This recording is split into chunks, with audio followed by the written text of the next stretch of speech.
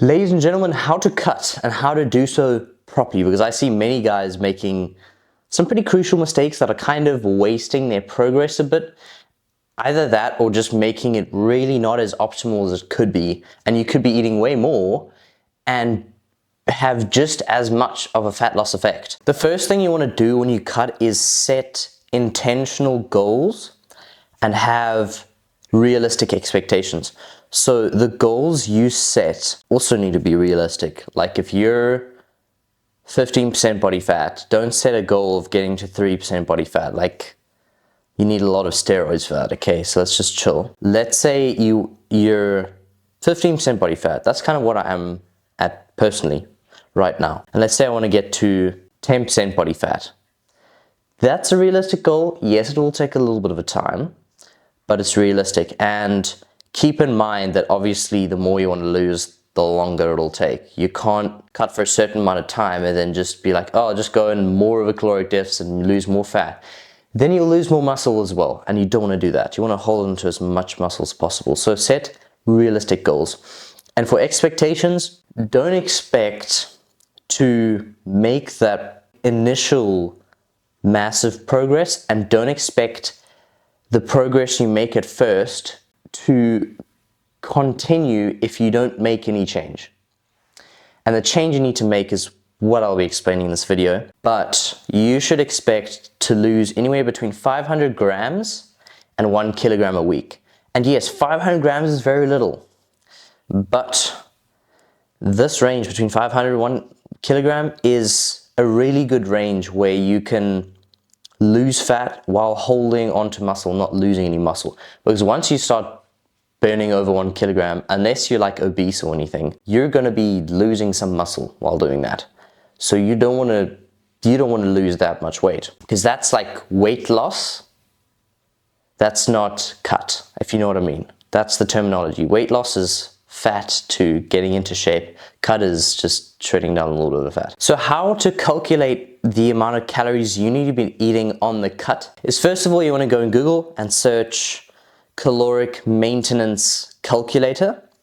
And there's many online that you can calculate your caloric expenditure according to your metabolism, stuff like that. So you can get a good idea on what your baseline of how many calories you eat to not gain or lose weight.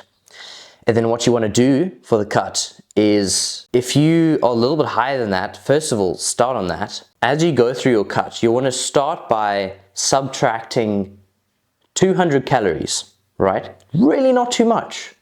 It's like, for me, my maintenance is 3,600.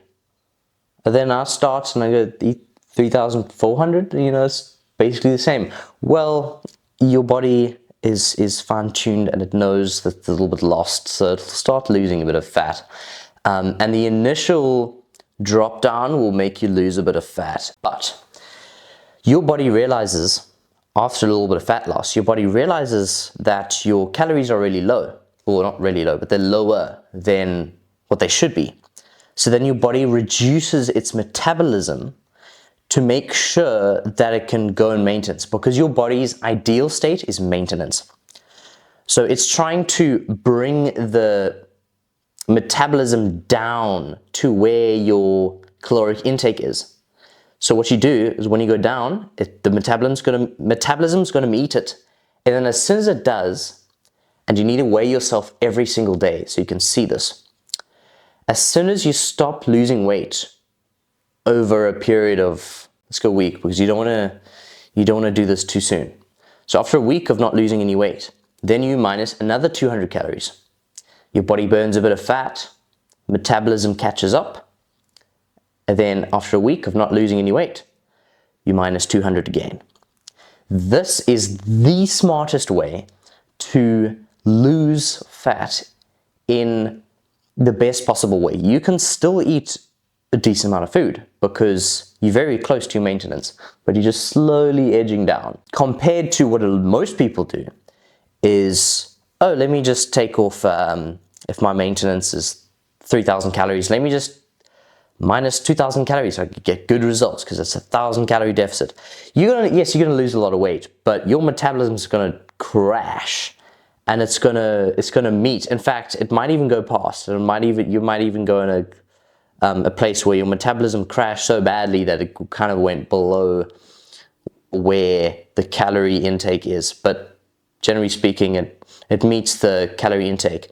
So after like a couple weeks, then yes, it'll take a bit longer to act for your metabolism to reach maintenance compared to our previous method.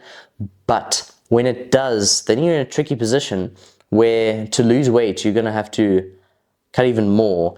And then the kind of people that cut 1,000 kilograms being like, okay, now stop losing weight, I gotta cut another 1,000. And eventually they stop eating anything because their jumps are so big. But if you take the small jumps, you can lose fat in such a smarter way. And also those big jumps and calorie drops, those will cause muscle loss for sure, especially for someone like me or someone who takes strength training seriously or bodybuilding seriously or any strength-based sport. It's going to take a big toll on your progress and your muscle mass and your strength. So be wise with that. And the last thing is training. So in 3, 2, 1, YouTube's going to put a video over here. And this is actually a video I made about how to train on a cut.